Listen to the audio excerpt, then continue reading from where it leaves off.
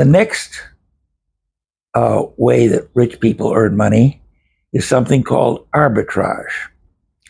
Now, many years ago, when I was a college student, I actually stayed as a guest in the house or apartment in New York of the senior partner, the managing partner of a big outfit called Goldman Sachs.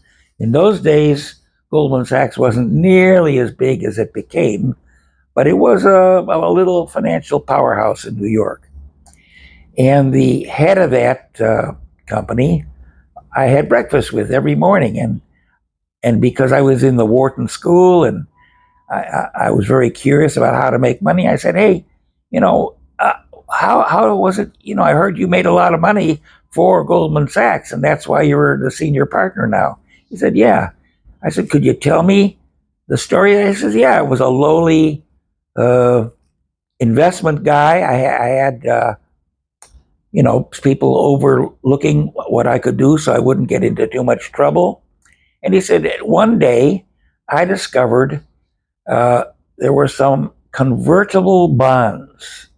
Now, without getting too complicated, these convertible bonds were issued years earlier by American Telephone and Telegraph Company, AT&T. And because AT&T wanted to get the lowest possible or pay the lowest possible interest out on what is essentially a loan to them, they made these bonds convertible. Now, once again, I'll make up figures. Let's say this at the time of issuance, the stock was 10 bucks a share, and the bonds were $100 a share. But the bonds became convertible to stock if stock ever hit 50 bucks a share. Now, investors like bonds that have a warrant or something that they can maybe make a killing on many years later. So it came to pass, and once again, I don't want to get too complicated with the math, but it came to pass that the AT&T stock was worth $55 a share, and so the bonds, let's say $500,000 worth of AT&T bonds, would be turned in or exchanged for $550,000 worth of stock. What's the risk? Well, that you could buy the stock, and by the time you exchange it, maybe the stock would, buy the bonds, ask for the exchange, and by the time the exchange went through, the stock went down again. But you could also do something called arbitrage. And arbitrage means buying and selling or exchanging at exactly the same time. Yeah, I hope I'm not getting too complicated for you guys. If you have any questions, put them in the comments below, and I'll answer them in the comments below. But these are kind of complicated subjects, and I'm trying to keep them as simple as possible. So this future head of Goldman Sachs said, "I placed an order for all the bonds of AT&T at a little bit of a premium." Now, my dad would say, "Hey, if something like that could be done, it's already been done, or other people will do it." No, that is not true. In the world, in the real world, when you see an opportunity, many times you're the only one who sees it. And in this case, Gus was a lowly trader of what were relatively obscure bonds. It wasn't like everybody knew about these bonds. It was, and the exchange rate was in the fine print that had been issued maybe 5 or 10 years earlier. So he discovered something that was what we call today an arbitrage opportunity. Well, to make a long story short, he made, I won't say how much, but maybe the equivalent of $1 billion in today's money for Goldman Sachs. And they were so happy with him, they said, "Hey, keep doing stuff like that, and we'll make you a senior partner, which is exactly what happened to him. So to review, oh, by the way, why don't I tell you my own arbitrage story? After he told me that story, and I was just a kid, I was about 19 years old. After he told me that story, I said, gee, I'm going to keep my eyes open for an arbitrage opportunity.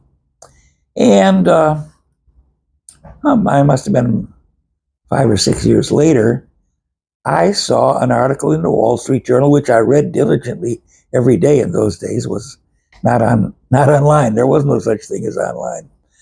But I saw an article that said the Alien Property Office of the USA was going to sell off its stock in IG Farben, which was a company from Germany that made dyes and film and other products, but the assets of that company, the stock and the factories, had been confiscated as alien property during World War II. Now it was about, maybe 1960s, and they were going to sell off the stock that they had confiscated. Okay, so what? Well, I did a little research and I discovered that the stock of IG Farben in Germany, which was selling, of course, in German marks, that was long before the euro was invented. There was no European Union, just Germany. But once again, to keep it simple, I will say that IG Farben stock in Germany, when you converted the marks to the dollars, was selling for $50 a share. Yet the Alien Property Office was going to sell basically the same stock for $30 a share. So I said, gee, this seems like an opportunity. If I put every cent I own and could beg, borrow, or steal into the deal, I can make $20 a share instantly, because I'll buy the IG Farben stock and simultaneously sell it on the German exchange for marks and convert the marks to dollars. Well, yeah, obviously that sounds a little complicated, but I was a 25-year-old kid and it didn't seem that complicated to me. So I did it. Oh, well, I must have had. I told my dad, hey, Dad, I got this great idea. There's this stock that's going to be sold in America at 30, but I can resell it at the same time in Europe for 50. Well, if somebody could do that, it's already been done. Yeah, that was his. Whenever I came up with an idea, that's actually what 99% of the people out there in the world do. Well, you can't make anything like that happen. You think Elon Musk or anybody that has made things happen, like Bill Gates, you think they listen to the naysayers? No. Well, anyway, I bought these IG Farben shares, simultaneously sold them just as I planned. There's always a few glitches, in terms of exchanging the money, but I overcame the glitches and I made a nice amount of money. In those days, if you make $100,000, well, that's like making $1 million today. Okay, so that's how I did arbitrage. Can you do arbitrage? Hey, I have a buddy in California who goes to garage sales. Now, in California, I used to live there, and people would want to get rid of things, old skateboards, you name it, any old kind of junk.